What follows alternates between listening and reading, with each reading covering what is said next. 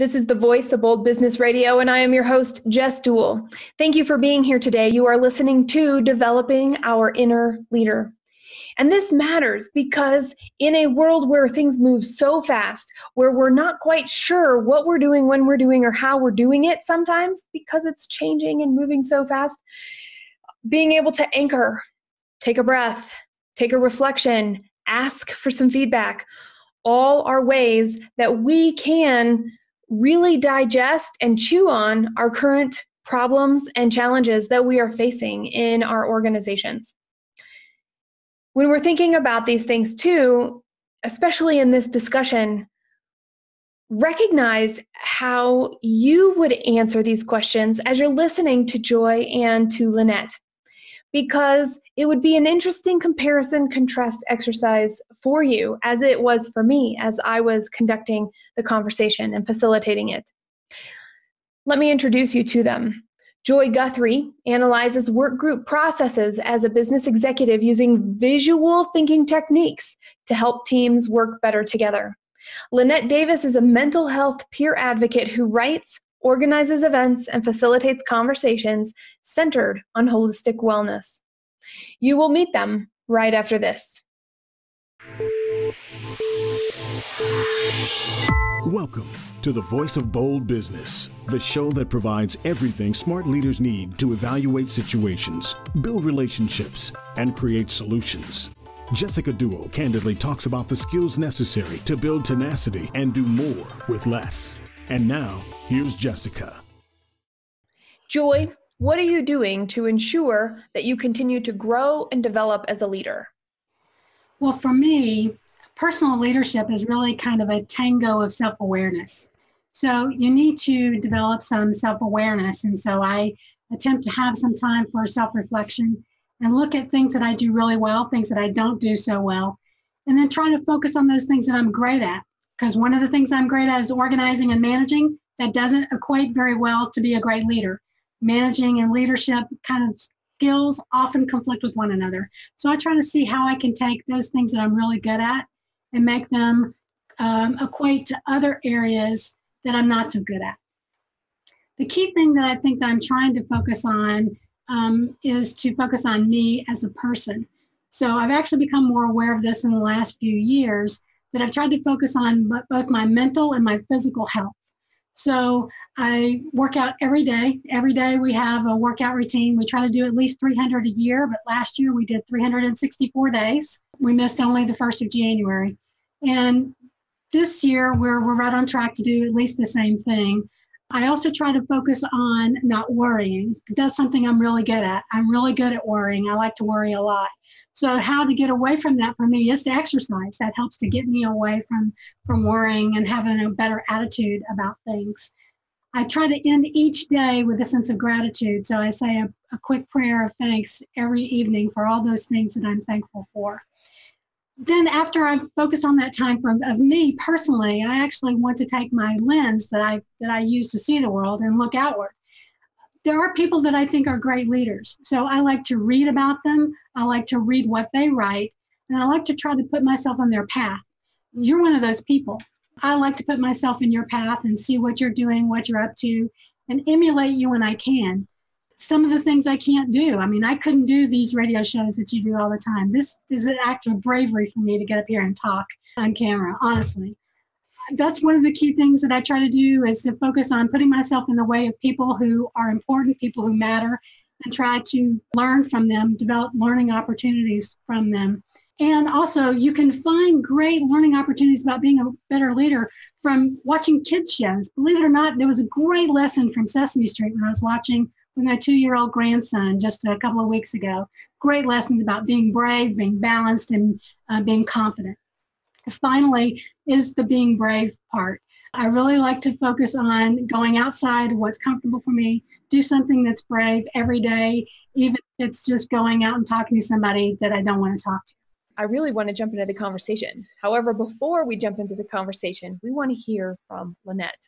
Lynette, what are you doing to ensure that you grow and develop as a leader? I was just having this conversation not too long ago with my coach. And I honestly believe that the moment that I decided that if I was going to up level from just being a solopreneur to somebody who considers herself a leader, that I would need some guidance from somebody who has been there, done that, and could help mentor me to my next level. One of the first things that I realized, and it's a phrase, and I might have said this before, but it's hard to see the picture when you're the frame, especially when you're your own boss. There's nobody over you telling you you're a great leader or you're not a great leader. So in my head, I can say, I'm fantastic. Or I can say, I'm the worst leader ever. You know, just having a coach on my side in the passenger seat, as she likes to say, in the passenger seat, rooting me on and helping me to steer my ship is a great way to be a leader. And that's something I typically suggest when somebody's coming into business and they go, you know, what do you think I should do? You should get a coach. Very similar to what Joy was saying. Also, I love to read. I'm a writer myself. And I think most writers like the art styles of other artists. You know, I consider art and writing kind of synonymous with each other. So I love to read what other leaders are doing, whether they are conventional leaders or not conventional leaders. I think a lot of people look at business books and they go, yeah, I'm going to go read EntreLeadership or things of that nature. I find sometimes the most unconventional books help me to bring out my leadership style. Like, you know, Joy was kind of saying she found things in kid shows. I find things in comics. So, you know, I can find ways to step up as a leader in pretty much any medium. And the reason why is because I look at leadership as a component of love. When I am looking for love, the love that's already surrounding me, then I can find different ways to lead with love. And I can find love in many forms.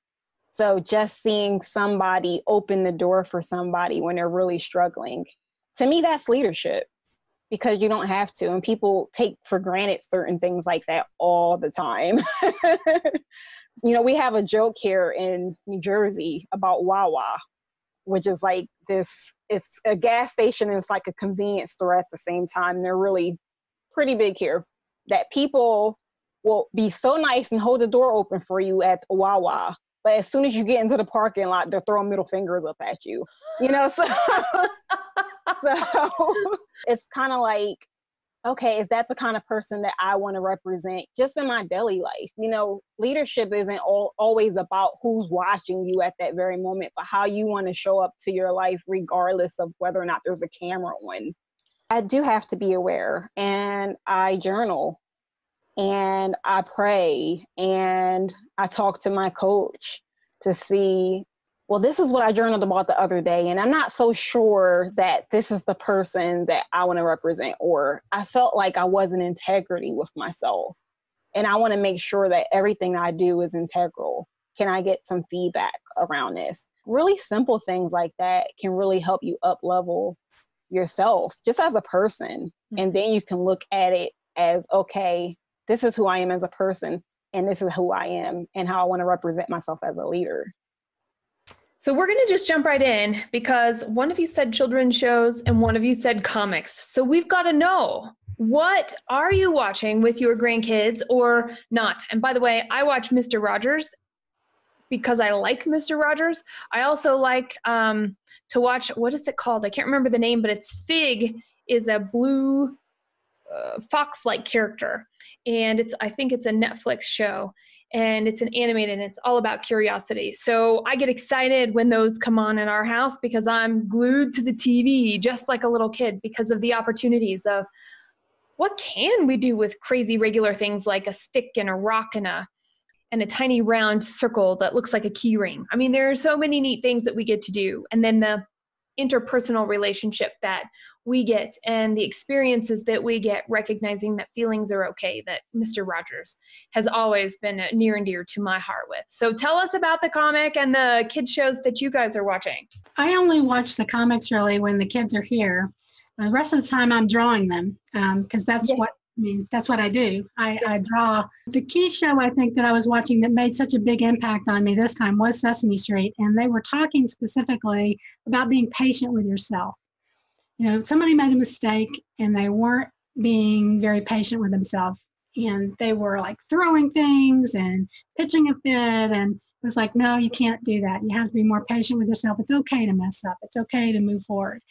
And so that's one I was really paying attention to. The other one that I've watched a lot lately is SpongeBob SquarePants, and I'm okay if I don't see that one again, thankfully. That is too funny. Actually, I was referencing an anime, and I'm going to try to remember the name later, because right now, since I'm thinking so hard about the name of it, I can't remember it all of a sudden. All these kids that go to this school for superheroes, so they all have powers. Cool. And it is just an anime show about them learning how to maintain their powers and become superheroes, you know, in real life. There was this one particular episode where the kid was just throwing everything that he had, you know, because he still didn't really know how to control his powers. He was throwing everything he had into it. And then finally someone was like, you're going to the point of self-sacrifice. You're sitting here breaking all your bones and all those other things. And it just reminded me that sometimes we take concepts like servant leadership a little bit too far and we become doormat leaders. It was just like a kind reminder that if you're given all of who you are and everything, then you have nothing left for yourself. How can you really be a good leader that way? You know, so I get the concept of go above and beyond. And, you know, I get that, but not at the point where like your health is deteriorating and your mental well-being is becoming less and less acute. To me, that was really important, especially as a mental health advocate. A lot of women in leadership, we're taught and socialized to kind of put ourselves last in a lot of aspects. And sometimes we carry that into business. In some aspects, I think that as well, and it helps with the environment. But at the same time, I think that that can actually really hurt us and our company culture in the end. When we're so self-sacrificing ourselves. I just said that all over, but you know what I mean. We're so self-sacrificing that we have nothing left to give. And now it's becoming this obligation, and it's not coming from the heart. To me, it's in its own way coming from a place of scarcity. That's not the type of leader that I want to be personally. I want to be a healthy leader. I want to be a whole leader so that you can get the healthy and whole me. I was actually having this conversation with my son today. It was about eating breakfast, right? If I don't eat breakfast, I get hungry. And when I'm hungry, I get punchy. And when I get punchy, I can't make my decisions quite as well. And understanding that leverage, the leveraging that, look what breakfast can avoid. Look at all the extra time I get when I just sit down and have breakfast. And it seems like a simple thing. And so what I did was I was like, that's brilliant. So I sat down this morning when I was doing my work before we started recording, and I was looking at that to apply. And I'm seeing this concept of leverage. When I have exercised, when I have my head in the right space, when I am making sure that not only am I showing gratitude, but that I'm being inspired by something somehow, I leverage my ideas more. I can think out of the box more. I can problem solve with more efficiency. Do you find the same thing with you? Absolutely. If I've got a really naughty problem, I either want to take a shower or I want to take a walk. And literally both of those things kind of work. If you're away from something where you can actually write your idea down, I seem to have more ideas. Better ways to untangle big knots. And also ways to get around people who disappoint you. I encountered that recently where I've been really disappointed by somebody who just flat out lies, and it becomes very untrustworthy. And so how did I work through that? Well, I could have worked through a lot of negativity, but I said, oh, let's just go for a walk. So I went for a walk, and by the end of the walk, I was in a much better frame of mind. If I don't start my day in prayer, if I don't start my day with my journal, if I don't end my day in gratitude, and if I don't end my day with something, more positive, like if I ended the night more like the night into the morning watching the anime. I'm going to wake up cranky. I'm not going to want to do my journal practice in the morning. It doesn't make me like unproductive, but I'm not as creative. And the things that seem very, mundane become that way. Whereas when I'm waking up and I'm feeling refreshed and I'm like, oh, I just had this great prayer time and I had this wonderful journal session and I had all these ahas when I was journaling. Then that day, even if I'm just checking emails, the way I approach my emails it's going to be better. I'm like, you'll sense things in the emails that you wouldn't before. Sometimes things get lost in communication with things like that. So like things, the most mundane things can seem so much more enlivened when you are. I'm sensing there's like a rhythm of the days, right? So for me, it's eating breakfast. For Joy, it's getting space when things get tight, and what we do in the morning and what we do at the end of the day. So here I am, I'm over here, and I'm just like, yeah, there's this rhythm. Can we find our own dance? And I want to just take a moment and point out that I got to just ask you, Joy, do you also draw to help you find the space to solve problems? I did for today. I did a couple of different things for thinking about how to talk about this subject today. I spent some time talking to a few people, but actually what coalesced the ideas in my mind was to sit down with my iPad and just draw out the ideas on my iPad for what I wanted to say today. I'll actually be sharing that probably with our social media audience here shortly. But yeah, that's what I do to work through ideas. Drawing it out helps tremendously. I'm incredibly kinesthetic also. I use sticky notes and I use paper. I don't use an iPad. Technology doesn't do it for me. So I do draw random things on an occasion. And that's why when you said it earlier, I was like, I use it to like really tackle and take apart the things in my brain that I can't otherwise take apart. Is there something else that you do, like to get hands-on and look at a problem differently? I love art, but like I think I got like a D- in arts classes when I was in school. Like even my stick people looked bad. It's like, oh, poor stick people. But before I finally identified as a writer, because writing for me has always been therapeutic, and I just wrote because I had to. Besides that, I was also a dancer. Sometimes when I'm really, really stressed out, or if I'm really worried about something, I just turn on the music and just let my body move. I dance like nobody's watching. Hopefully nobody is watching, because it's not very choreographed. I just move, I just get up and move and I let it go. By the time I'm done, I'm in touch with my body. I'm breathing. I can feel my breath. And, a lot of people do like mindfulness meditation that sit down. I'm the type where like I need to move to get out of my head. I find yoga works really well too. Yeah. When we are out of sorts, or we did go to bed stressed, or we had a really long day, or something crazy rocked our world, there's still things to be done.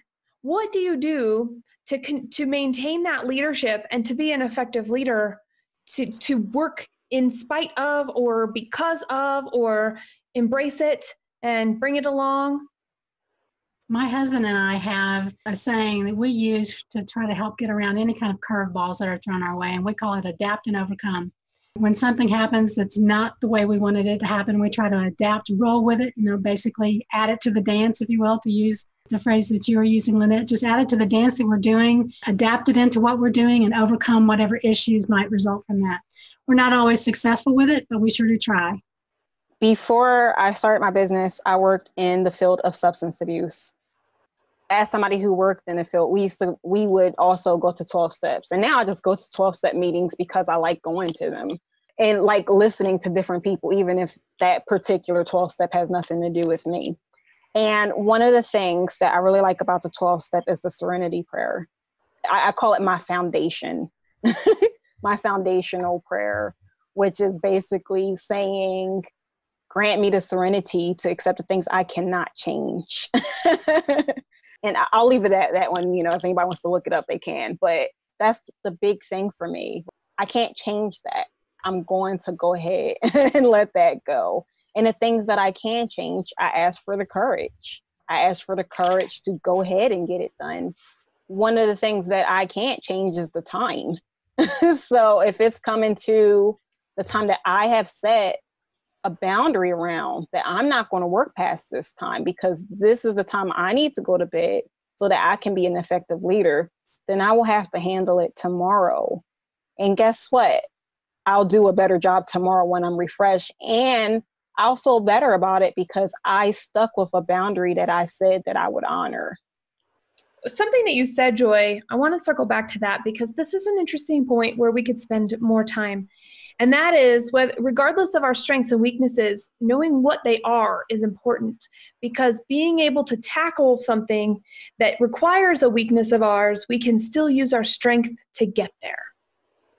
How have you taken a strength and applied it where a weakness is necessary to get a job done and be able to make the outcome stronger because you're bringing your best self and caring for the less than best self at the same time? I actually think I have an example that comes right to mind immediately, and that was actually when we started our business here at BizWorks Group. When we envisioned starting this group, my role was basically primarily going to be administrative. I wasn't going to be the person drawing pictures because I'm not an artist. I've never been an artist. What I was very good at, though, was managing aspects of the business. And so one of the things, and I was also very good at learning. 27 years of school will do that to you. I'm good at learning things. So I set about trying to learn how to draw using basic shapes and get better at it over time. So I would try something new and then move forward. And then I started drawing a little bit more. I mean, it's been almost 8 years now. I would draw a little bit more and I would draw a little bit more. And then finally we said, well, why don't we take this onto our social media sites? And we said, okay, well, let me manage it. I'll do something on social media. This thing is kind of new to me. I think it's kind of kooky. I liked bulletin boards before and trying to work through problems where I was more comfortable in project management and coding and that type of thing, that type of life. That's where I was. So I said, I can try to figure out this social media stuff, see if I can make it happen. So then I started drawing pictures for everyday sharing on all of our social media sites, and I got better. I'm not great.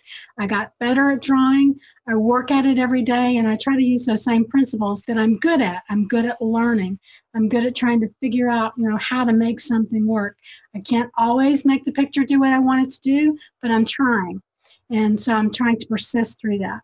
Yes, and that attempt and that recognizing, here's where I'm working on getting stronger, and here's what I like to do that I can use to make it get stronger, is the key piece here. Were you able to think of one, Lynette? One of my own weaknesses was delegating. So I said, how am I supposed to sell a service when I'm not practicing what I preach? And so I had to make a weakness a strength.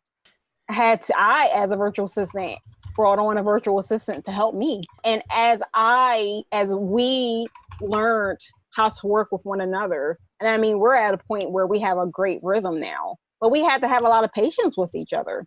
So as I learned how to work with her, guess what I learned how to do with my clients? I learned how to work with them because they were struggling with the very same things I was struggling with. So that weakness in me actually ended up becoming a strength because now I could empathize with them and guide them on how to work more with me because I was also experiencing it on the other side. Scott and Eva and Pam and Amanda and Michelle, everybody on the Red Direction team, they can attest to what I'm going to share. Which is that one of my strengths is seeing crystal clear what's possible. And one of my strengths is getting a lot of stuff started all the time. Automatically, the flip side of that is because I'm so good at it, our reach becomes a little diffuse because we are always trying new things all the time. It's like, oh, we just threw spaghetti on the wall and we're throwing the spaghetti on the wall. Is it done yet? Is it done yet? And sure enough, something sticks, but we're not quite sure which one and how because eventually they all kind of muddle together. As far as our team goes, one of the things that I rely on, maybe too much, is for everybody to go, hey, we got too much spaghetti on the wall. It's time to wait and see. Has anything fallen off yet before we continue? My willingness to receive that and hear that, it was a long time in coming. And it was through the fact that I was like, wow, we all have these really cool skills and we're here and we're working on these projects together, and we're delivering things to our customers, and we're delivering things to the Voice of Bold Business audience. And if it only is right here with me, I become a bottleneck pretty quick. And there's still times that I am becoming the bottleneck, and I have to remember, hey, and I get to bring my strength of community and all these ideas of actually go, because I like to hear what people say. So what do you really think about that? And making sure that I'm bringing in the question, what do you think about that? How does that fit with what you're doing? Does this really align with the vision and the mission that we have set out to do here for the objective that we're trying to get to? I'd say less than 30% of the time, they're like, yeah, let's just go try this. Most of the time, they're like, hey, well, let's think about this. And here's what we might think about this. And can we chew on it from this direction?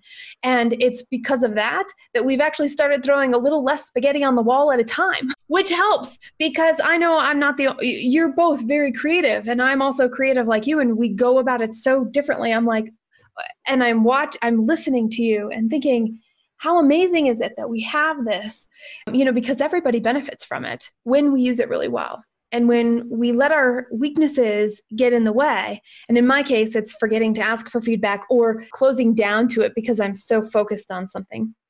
You're an exceptionally good listener. Thank you. I think that's one of your chief skills. I think you're a really good listener, which is what makes you really good at doing this type of thing. Thank you, Joy. I do like to observe, I have to admit. Joy, you mentioned a little bit of self-care that you do. How did you get to the point where you were like, I have to prioritize self-care? Well, actually, my body decided that for me. I had stage 3 cancer. So I had to go through multiple operations, 6 months of chemotherapy, and, just new appreciation and new changes for life. Then after that, I had a period of time where I was like, oh, let's do anything we want for a little while. See how that works out. And then, my body said, hey, you're old. You can't do all these things.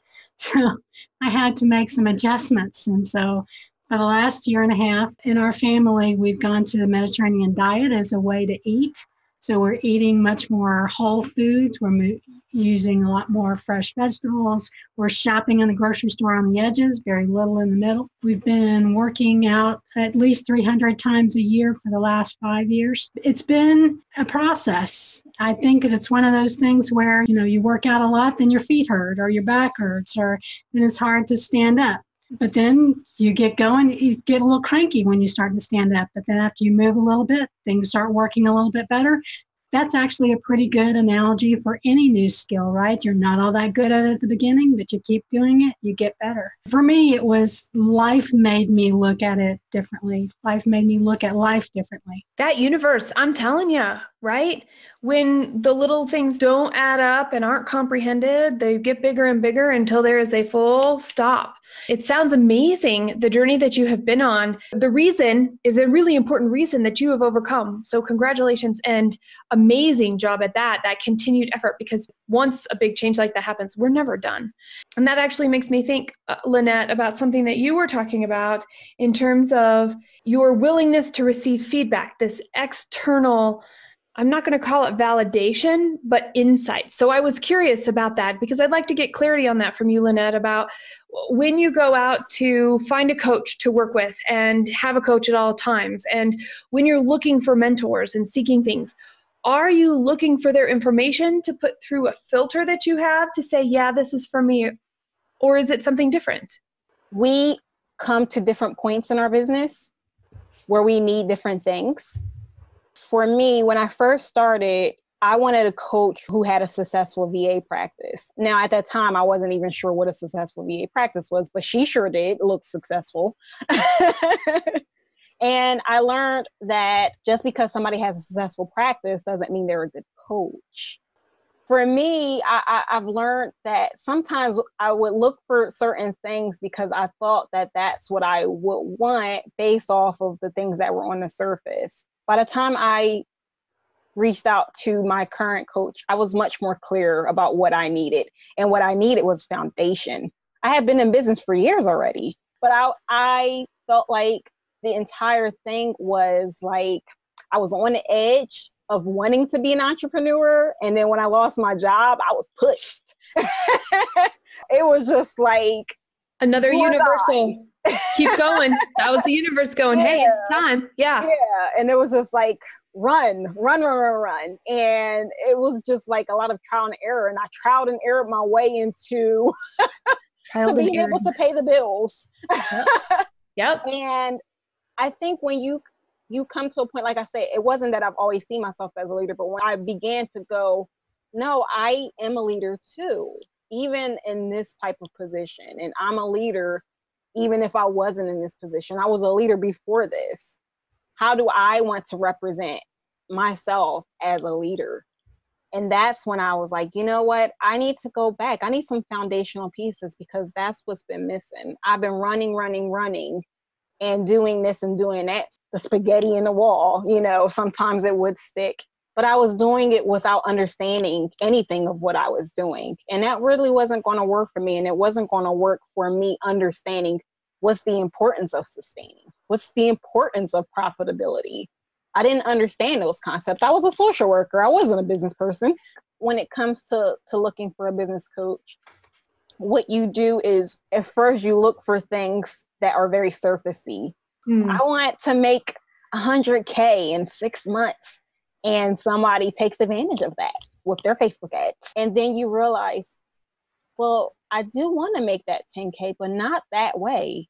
That way doesn't feel good to my soul. That way does not feel ethical. I don't want to tell people these stories that aren't true for me, even if it is true for you. That's what separates somebody who's just really following and calling themselves a leader versus somebody who decides to step out, form their own opinion, and become a leader. I'm thinking about confidence at this point, listening to the both of you. There's a lot of confidence that maybe wasn't there at first. Typically what comes with confidence is worry.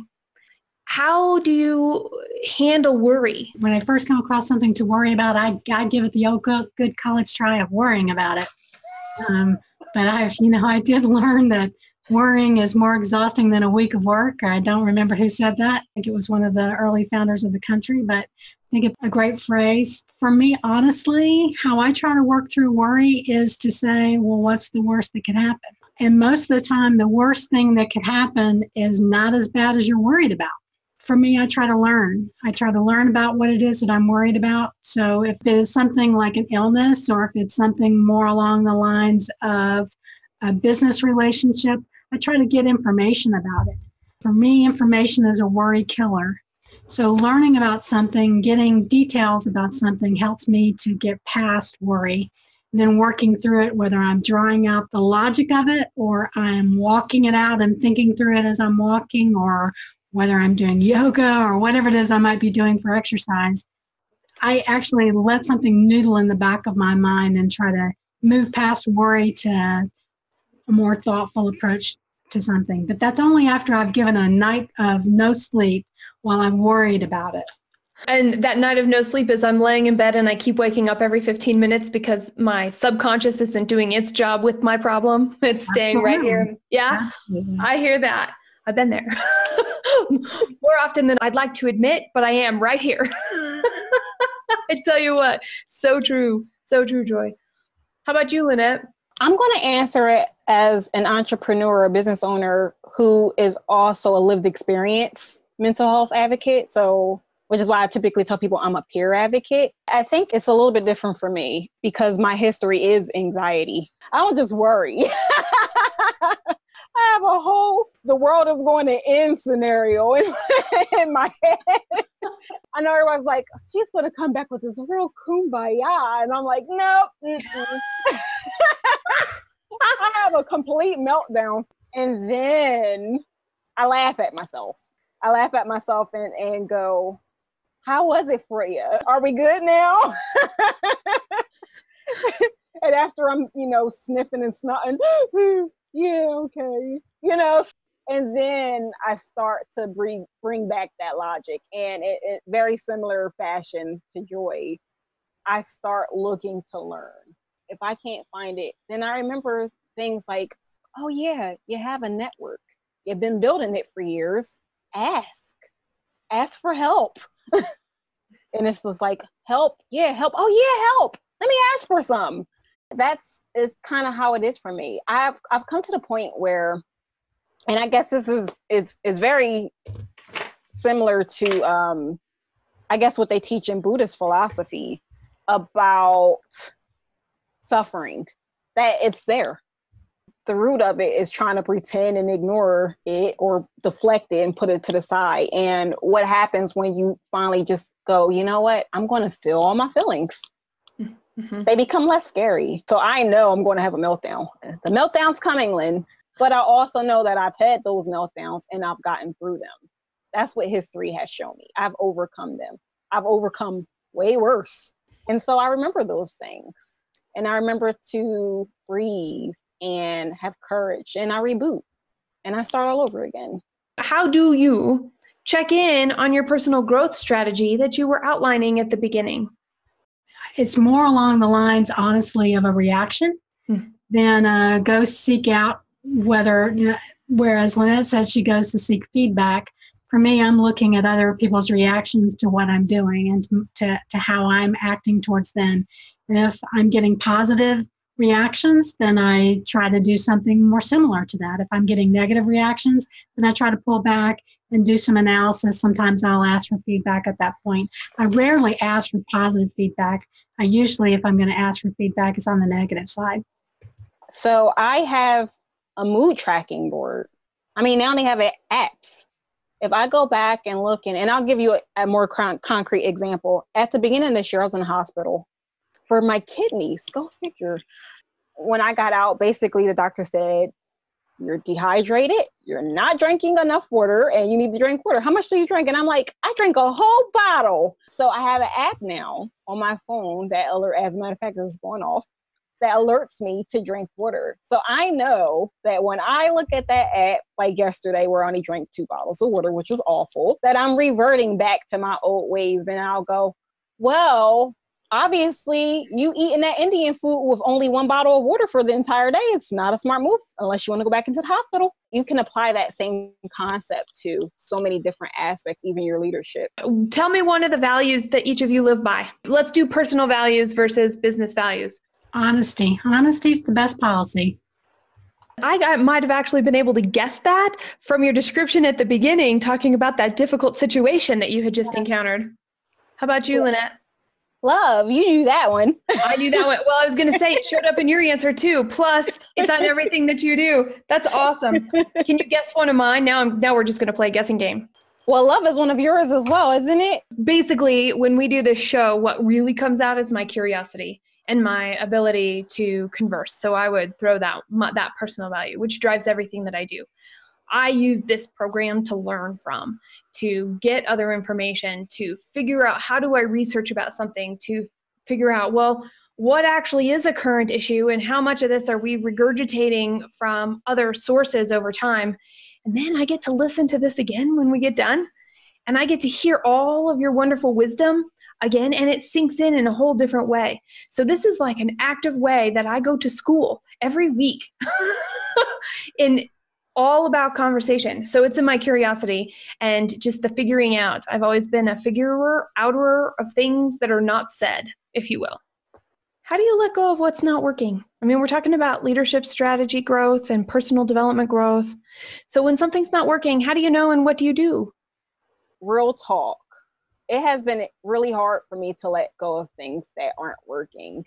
And the thing that I have found that helps me finally let go of things that aren't working, because most of the time I look at it and go, well, maybe I didn't try it. Let me try this angle. What I've learned about myself is all of a sudden I will get another idea, a fresh perspective. When that comes, I want to pursue that. And it's like that gives me my permission that I need to finally let go of something else.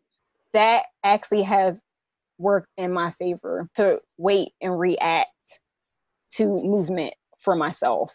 I'm definitely the type where I need to analyze things first and overanalyze things before I finally was like, okay, I have tried this and I've tried that and I'm ready to let go. So that's just my honest answer. Basically, I think I could say as a leader, there's always room for improvement. And that's an area of improvement for me. Okay. I found honestly that sometimes that there are things that I think it's time to let go, but if I don't hung in a few more minutes or a few more hours or a few more days, then things would have turned around and gotten even better. What I try to do is hopefully that I fail correctly on the choice of whether or not to move away from something. So there have been some things where I've kept on with something even though it seemed like a completely lost cause. So what I tried to do at the time was to approach it from a completely different perspective. Let go of the thing that was bothering me about this thing, whatever it was. Just let go of that thing and approach it as a stranger coming into this new environment. It was something that I used to, back when I used to teach, I would have students try to deal with a situation where they didn't know, act like they knew nothing about the culture or the society that they were part of, and ask questions about it in a different way. So I've tried to do that a few times, and sometimes what I decide is to move forward with this new mindset about whatever it is, and other times I just say, that's it. I'm not doing anything more on this. I'm just going to walk away. It's painful. It's painful to do that. I have friends who what they do is they'll burn everything associated with whatever it is they're walking away from. They literally will have a bonfire and everything that they're walking away from, they'll burn. I think that's great if you can pull that off. For me, I always kind of hold out hope, I think, in the back of my heart that I'll be able to turn something around. We have time for one more small talking point, and then I don't even want to say small because it's actually my favorite and most important piece of the show, in my opinion, because it sums up everything we've been talking about. And that is, so this last section is, what makes it bold? What makes it bold to continue to develop our inner leader? If you're not changing, if you're not growing, you're dying. If you're not learning something new, you're basically checking out. You're basically giving up. And I'm not willing to give up. So that means I have to continue to do things that scare me. I have to go out and do things and talk to people I don't want to talk to. I have to deal with people who don't tell the truth, right? I have to deal with situations where if I approach it the way my inner voice tells me to approach it, I will ruin a relationship forever. Then if I instead try to say, no, let's look at this for the long haul. Life is about all these people that you're connected to. They're not telling you the truth about something. It's probably for a reason. You can try to find out what that reason is. You can ignore it. You can move forward. You can pretend it's not there. Or if you walk away from it, you'll be losing other things that are very precious. It's bolder to stick with something even though it might hurt. It's bolder to grow than to die. Leadership is an action word. And action is being in constant movement, right? I look at love the same way. Love is a verb. It's an action word, which means it's constantly moving. If you want to grow, then you're going to have to constantly move. And that's all synonymous with one another. It intersects. Lead with love, leading, growing, moving. They're all at the intersection of one another. And I think that in and of itself is bold. It's movement. Movement, period, is bold, especially when a lot of people are sitting still and waiting for somebody to tell them what they should do with their life, or asking for somebody to give them permission to move forward with their life. When you step into a role as a leader, and like I said, you can be a leader in so many different capacities, even if you don't own a business, you're choosing to be courageous, to step out there and to set the pace. And that's what's bold about it. You are listening to the Voice of Bold Business Radio, and you can find program notes for today's show at voiceofboldbusiness.com/P167. That's voiceofboldbusiness.com/P for program 167. You can also search the site for Developing Our Inner Leader. All right, the conversation today was incredibly real and incredibly candid. This concept of the candidness when we're thinking about what does personal development look like to continue our leadership development? How does that translate to being a more effective leader?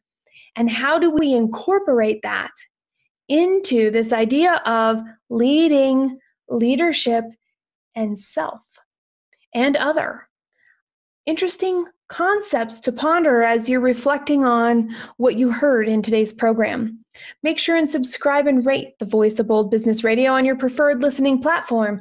I know Lynn and Joy both deserve 5 stars, thumbs up, everything that you might want to say, because they're going to help us ask these questions of ourselves.